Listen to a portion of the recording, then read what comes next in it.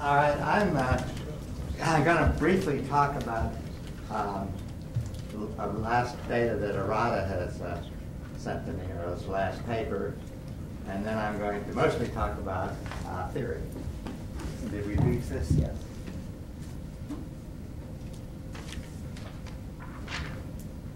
Oh, this is somebody else's curve. No, where did my disappear? It's right. Okay. But you're missing a few graphs. The reason I'm going to show the Arata thing is to show that has continued his work and still gets excess heat. And he makes a statement at the start of his latest publication in Proceedings of Japan Academy. And I think it represents the view of somebody who's worked on this problem for a decade. And I think it's worth listening to. He claims that with his DS cathodes, the way he runs it, that he always gets excess heat. He claims 100% reproducibility for excess heat sustained over several thousand hours. And again, this data, this last experiment, continues the same kind of experiments he's done in the past. Well, Mike has talked a good bit about that, so I will just go through this fairly quickly. It's pretty much the way that he did the experiment with light and heavy water. In this case, in this last experiment, he's using a bulk cathode, just a piece of metal, as opposed to his palladium bottle, which is filled with powder. He runs side-by-side calorimeters, same current through both cells, and a temperature rise water type of calorimetry in the arrangement. And the cells are this calorimeter arrangement is in a Dewar, has the recombination of the catalyst. He measures the input temperature and the output temperature of the water, and the volume of flow he determines. He has a constant displacement pumps, and the cathode, palladium cathode, and platinum anode around it. The cell, as Mike described, is just the DS cathode cell, double structure, is just the palladium bottle that is filled with palladium and pumped out and welded together. And so this is the kind of cathode that he says always gives him heat the way he runs it. And the data, which again is fairly typical of his work, he usually shows only the period of excess heat. I don't know when this cell actually started, but usually there's a 2 to 3 week period before he gets excess heat. Then he shows the excess heat going on for several months. The bulk, the palladium ingot, or palladium rod, basically shows average 0 excess heat. We're talking about 5% excess heat and 0% excess heat. And here's the voltage history as the electrolyte becomes more concentrated. I don't know whether he's turning up the voltage or what, but the power level to keep the thing running is going up. But these levels of, the point is, this continues his success record at fairly substantial values of excess heat and fairly substantial percentages. I did visit his laboratory several years ago, and I don't know if Russ has been there, Mike has been there since. This is still pretty much the way he does his calorimetry.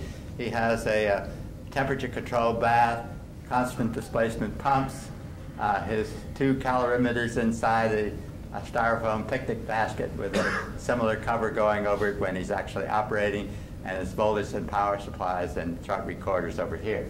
Is that pretty much the way it is?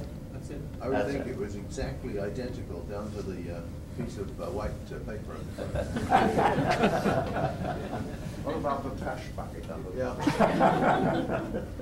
Well, I would suspect that. I'm not surprised that there is a debt. Now now I want to really talk about the theory, and in particular, our version of the theory, which is called the ion band state theory. And I want to first show you some background charts that kind of introduce the one point which I want to discuss in more detail, which is the how the Coulomb barrier may be overcome. And this first picture is just a picture of a material which is amorphous and in which small crystalline areas have grown. This is a picture prepared by Fujita in Japan. And I show this because I think that these small areas, these small volumes that are crystalline, are called atom clusters by Fujita. They're 1,000 to 100,000 unit cells in size, and they, to my view, are candidate sites for deuterons to occupy many body wave functions in that are periodic, like the periodic wave functions of electrons. And I think this is also interesting to show. It shows how when regions grow into each other, the ordering process makes all of them essentially crystallize in the same common lattice.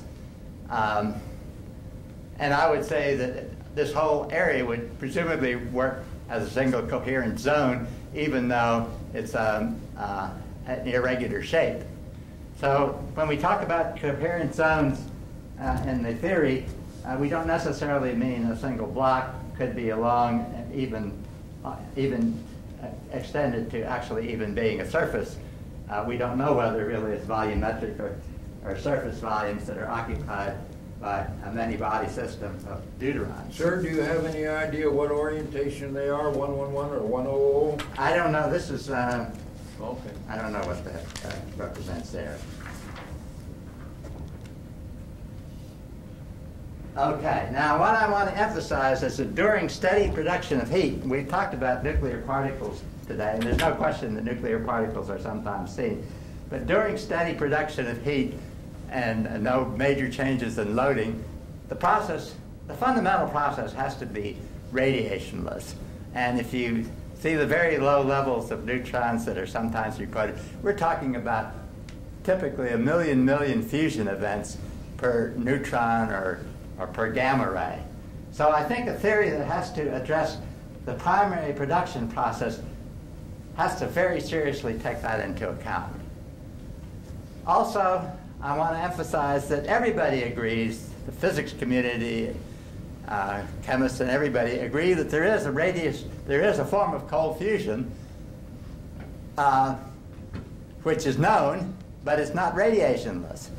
And it is cold fusion produced in tunneling in very small molecules, which are produced when muons enter a deuterium-containing medium. These muons are 500 times heavier than normal electrons. They have a negative charge. They create very tiny D2 plus molecules. The deuterons are then so close together that you do get tunneling between the two deuterons, and you do get the normal type of fusion reaction producing either energetic neutrons with helium-3 or protons with tritium. There's no way that this energy released in a very small volume can give you anything but energetic particle decay. 2 particles in, 2 particles out, conservation of energy and momentum. And it provides no mechanism to give you radiationless dissipation of the available nuclear energy. So I have a very strong feeling against any theories that are based upon tunneling.